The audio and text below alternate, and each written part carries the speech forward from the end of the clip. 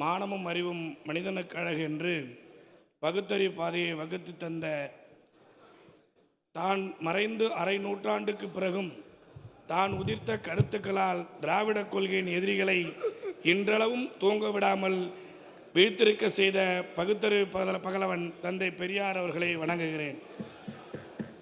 அரசியல் சட்டமாமேதை இன்றளவும் என்றைக்கும் எல்லோருக்கும் பாதுகாப்பாளனாக இந்திய அரசியலமைப்பு சட்டத்தை உருவாக்கி தந்த புரட்சியாளர் அண்ணல் அம்பேத்கர் அவர்களை வணங்குகிறேன்.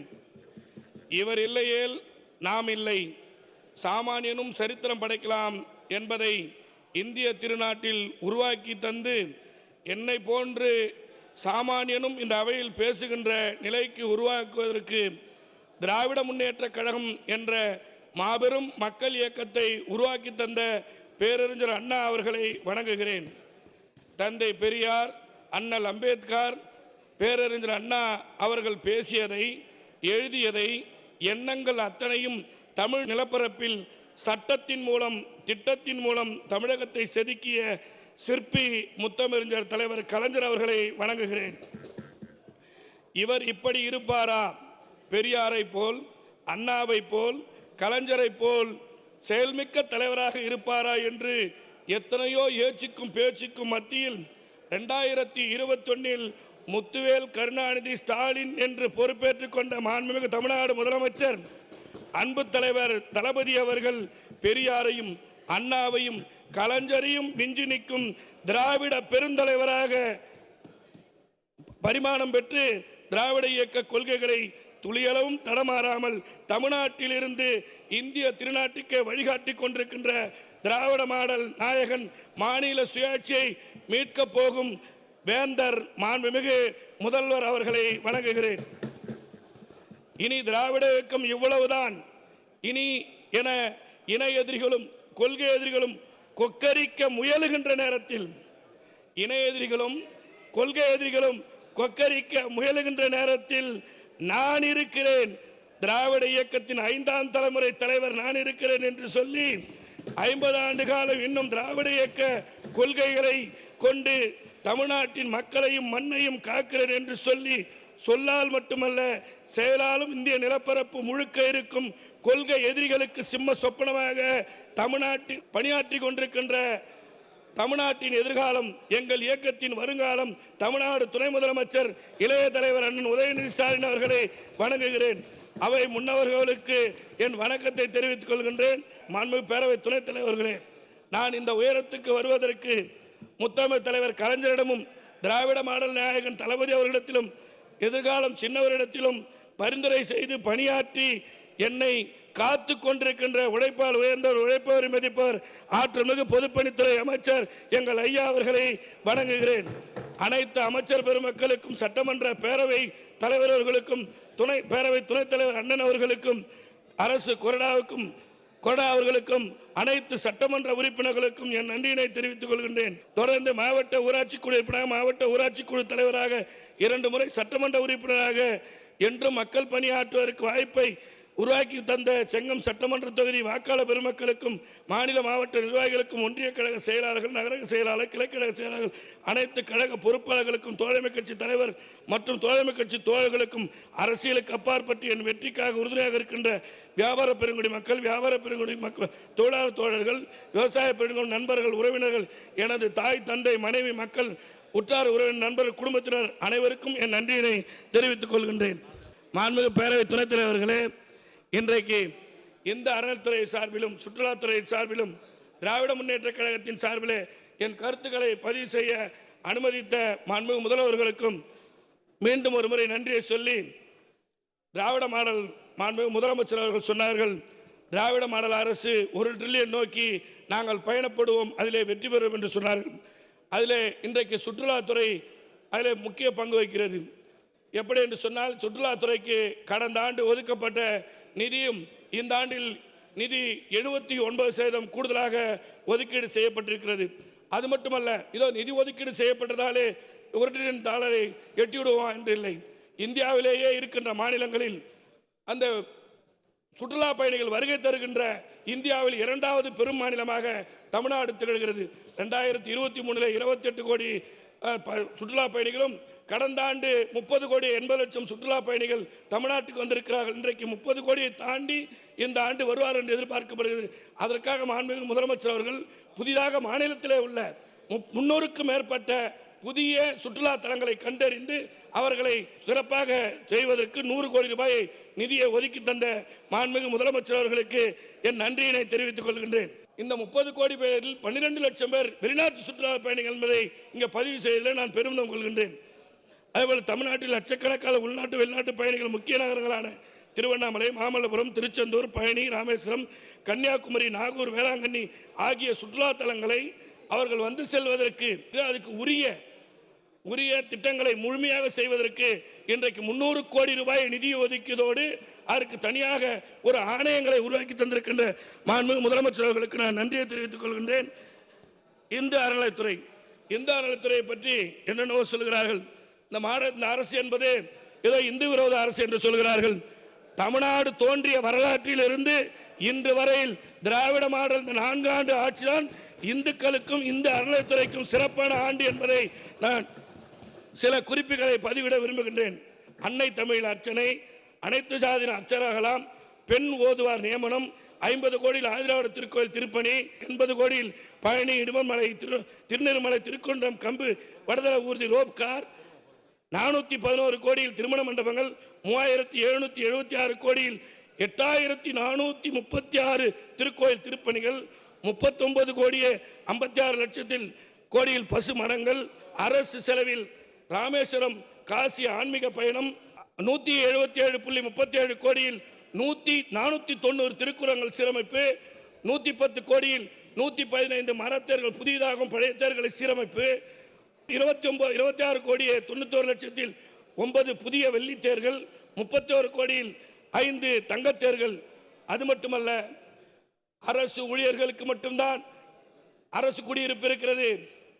ஏதோ ஒரு சமூகத்தை திராவிட மாடல் அரசு, திராவிட முன்னேற்ற கழகம் புறக்கணிது என்று சொல்லுபவர்களுக்கு நான் ஒரு செய்தியை சொல்ல விரும்புகின்றேன்.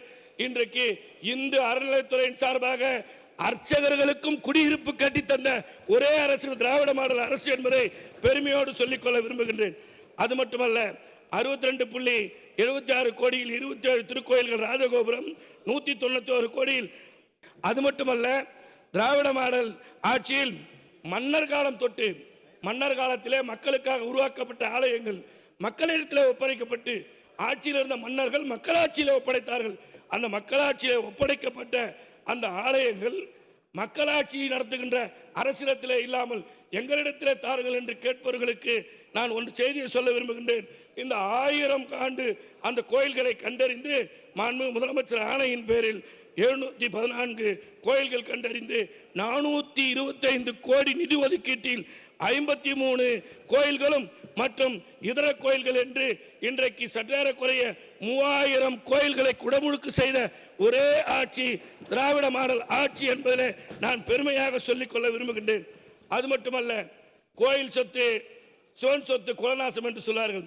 இந்த கோயில் சொத்தை கொள்ளையடித்தவர்களை அவர்களிடத்திலிருந்து மீட்டு 956 திருக்கோயிலுக்கு சொந்தமான 7513.62 ஏக்கர் நிலம், 7650 கோடி மதிப்பு சொத்தை மீட்டு இன்றைக்கு அந்தந்த திருக்கோயில் பேரில் நவீன கருவிகளை கொண்டு, அதான் முக்கியம், மீட்டது முக்கியம் இல்லை, நவீன கருவிகளை கொண்டு சுற்று வேலி அமைத்து அந்த திருக்கோயிலின் பெயரிலேயே அதை வைத்திருக்கின்ற இந்த அறநிலைத்துறையை நான் பாராட்ட கடமைப்பட்டிருக்கின்றேன். அது மட்டுமல்ல, நான் பிறந்த வளர்ந்த ஊர் திருவண்ணாமலையில் ஒரு பெருமழை பெய்தது, எப்போதும் இல்லாத ஒரு பெருமழை. அந்த பெருமழை, ஆனால் திருவண்ணாமலையோ அக்னிஸ்தலமாக இருக்கின்ற திருவண்ணாமலை குளிர்ந்து அந்த மலை சரிவு ஏற்பட்டது. மலை சரிவு ஏற்பட்டு 7 பேர் அந்த மலை சரிவில் சிக்கிக்கொண்டார்கள். அந்த 7 பேர் சிக்கிக்கொண்டதை மாண்புமிகு முதலமைச்சர் உடனடியாக ஆணையிட்டு மாண்புமிகு துணை முதலமைச்சர் நேரிலே வந்து அந்த மீட்பு பணியிலே பொதுப்பணித்துறை அமைச்சரோடு இணைந்து அந்த மீட்பு பணியை முடிக்க விட்டதோடு அந்த ஆண்டு திருவிழா நடக்குமா நடக்காதா, இவர்கள் திராவிட கழகத்துக்காரர்கள், இவர்கள் கருப்பு சட்டைக்காரர்கள் இந்த தேர் திருவிழாவை நடத்த மாட்டார்கள் என்று எல்லோரிடத்திலும் தீபத் திருவிழாவை ஆன்மீக மக்களிடத்திலே ஐயத்தை ஏற்படுத்த வஞ்சகர் வாய் மூடிக்கொள்ளும் அளவிற்கு தமிழ்நாடு முதலமைச்சர் அவர்களை ஆணையேற்று தமிழ்நாட்டு முதலமைச்சர் துணை முதலமைச்சர் அவர்கள் நேரிலே வந்து ஆய்வு செய்தார்கள். பொதுப்பணித்துறை அமைச்சர் பகுத்தறிவாதி, அவர் கோயிலுக்குள்ளே வரவில்லை என்று சொன்னாலும் பல முறை இதற்காக ஆய்வு செய்து துணைத் தலைவர் அவர்களே நீங்களும் அதில் கலந்து கொண்டு அரியப்பெற கருத்துக்களை சொன்னீர்கள். அதன் அடிப்படையில் அந்த திருவிழாவை இந்து அறநிலைத்துறை அமைச்சர் தன்னை அந்த துறையில் திருக்கோயில் பணியாளராகவே கருதி கொண்டு அந்த 10 நாள் திருவிழாவை அங்கேயே இருந்து இயற்கை இடர்பாடிலே ஏற்பட்ட அந்த மண் சரிவை தவிர ஒரு துளி கூட இடர்பாடு இல்லாமல் 45 லட்சம் மக்கள் வந்த ஆன்மீக பெரியோர்கள் வந்தவர்கள் வந்த வண்ணம் வீடு சேரும் வரையில் இந்த திராவிட மாடல் அரசு பணியாற்றி இருக்கிறது. அதற்கு மாண்புமிகு முதலமைச்சர்களுக்கும் துணை முதலமைச்சருக்கும் பொதுப்பணித்துறை அமைச்சர்களுக்கும் இந்த துறையின் அமைச்சர் அண்ணன் சேகர்பாபு அவர்களுக்கும் எங்கள் மாவட்ட மக்களின் சார்பிலும் ஆன்மீக மக்களின் சார்பிலும் என் நன்றியை தெரிவித்துக் கொள்கின்றேன். இது ஏதோ திருவண்ணாமலைக்கு மட்டுமல்ல, திருச்செந்தூரிலே சூரசம்காரம், மதுரையிலே கள்ளழகர், பழனியிலே பங்குனி உத்திரம், அதே போல நாங்கள் பக்கத்தில் இருக்கிறது ஸ்ரீரங்கம் போல ஆதி திருவரங்கம். எங்கள் ஆதி திருவரங்கம் போட பல கோடியிலே பணி நடைபெற்றுக்கிறது. பக்கத்தில் ஜம்பை சிவன் கோயில் பணி நடைபெற்றுக் கொண்டிருக்கிறது.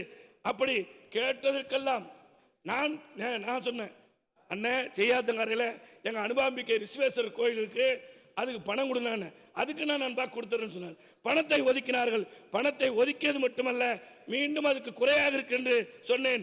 கூடுதலாக நிதி ஒதுக்கி தந்தார்கள். இன்றைக்கு திருவண்ணாமலை என்பது ஒரு காலத்திலே ஆந்திரத்திலே இருக்கின்ற திருப்பதிக்குத்தான் எல்லோரும் செல்வார்கள். அதற்கு பிறகு கேரளத்தில் இருக்கின்ற சபரிமலைக்கு செல்வார்கள். ஆனால் இன்றைக்கு தமிழ்நாட்டில் மட்டுமல்ல, இந்தியாவில் மட்டுமல்ல, உலகத்தில் மட்டுமல்ல, குறிப்பாக ஆந்திரா, தெலுங்கானா, கேரளா, கர்நாடகா பகுதியில் இருக்கின்ற எண்ணற்ற மக்கள் தினம் தினமும் லட்சம் லட்சமாக திருவண்ணாமலைக்கு வந்து கொண்டிருக்கிறார்கள் என்பதை உணர்ந்து தமிழ்நாடு முதலமைச்சர் அதற்கு ஒரு புதிய திட்டத்தை தந்து பெருந்திட்டத்தின் மூலம் 120 கோடி ரூபாயை ஒதுக்கி 128 கோடி ரூபாய் ஒதுக்கியதற்கு நன்றியை தெரிவித்துக் கொள்வதோடு, மாண்புமிகு பேரவை துணைத் தலைவர்களே, திருவண்ணாமலை என்பது 14 கிலோமீட்டர் சுற்றளவை கொண்டது. தினம் தினம் லட்சக்கணக்கான மக்கள் வருகிறார்கள் என்பதை அறிந்து மாவட்ட வளர்ச்சியில் அக்கறையோடு இருக்கின்ற மாண்புமிகு பொதுப்பணித்துறை அமைச்சர் அவர்கள் அந்த 14 கிலோமீட்டருக்கும் வருகின்ற மக்களுக்கு சுகாதாரமான குடிநீரை தர வேண்டும் என்று 20 லட்சம் ரூபாய் மதிப்பில் 14 அந்த குடிநீர் சுத்திகரிக்கப்பட்ட குடிநீரை அமைத்து தந்திருக்கிறார். அது மட்டுமல்ல, அந்த கழிவறை உலக தரம் வாய்ந்த கழிவறை, ஒரு கழிவறையும் 50 லட்சம் மதிப்பீட்டில் 5 கழிவறை இன்றைக்கு நன்கொடையாளர்கள் பெற்று அதை பெற்று தந்திருக்கின்றார்கள். மீத இருக்கின்ற பணியும் மாண்புமிகு பொதுப்பணித்துறை அமைச்சர்கள் அதை முடிப்பார்கள் என்பதை சொல்லி என் தொகுதி கோரிக்கையை தங்களிடம் தருகின்றேன். அதை பதிவு செய்து கொள்ள வேண்டும் என்று சொல்லி ஒரே ஒரு கோரிக்கை மட்டும் நான் சொல்கிறேன். திருவண்ணாமலை மாவட்டத்தில் செங்கம் சட்டமன்ற தொகுதி என்பது ஜவ்வாது மலை உச்சியிலே ஆரம்பிக்கிறது. பேரவை துணைத் தலைவருக்கு தெரியும். அது கல்வராய மலையிலே போய் முடிகிறது. வடக்கு தெற்காக 97 கிலோமீட்டர், கிழக்கு மேற்காக 60 கிலோமீட்டர். பழங்குடி மக்கள், ஆதிராட மக்கள், பிற்பட்ட மக்கள், மிகவும் பிற்பட்ட மக்கள், வெறும் விவசாய கூலி தொழிலாளர்கள் மட்டும் வாழ்கின்ற பகுதி. அங்கே அரசு பள்ளி 23 இருக்கிறது, தனியார் பள்ளி 16 இருக்கிறது.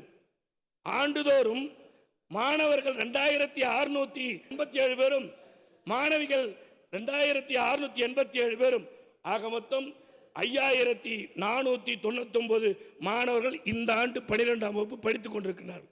அந்த பின்தங்கி இருப்பதற்கு காரணம், நாங்கள் கல்லூரி படிக்க வேண்டும் என்று சொன்னால் கிருஷ்ணகிரிக்கு 80 கிலோமீட்டரும், அரூருக்கு 70 கிலோமீட்டரும், திருப்பத்தூருக்கு 60 கிலோமீட்டரும், வேலூருக்கு 110 கிலோமீட்டரும், செய்யாருக்கு 120 கிலோமீட்டரும், பர்கூருக்கு 80 கிலோமீட்டர், ஏன் தலைநகராக இருக்கின்ற திருவண்ணாமலைக்கும் 35 60 கிலோமீட்டர் சென்றுதான் படிக்க வேண்டும்.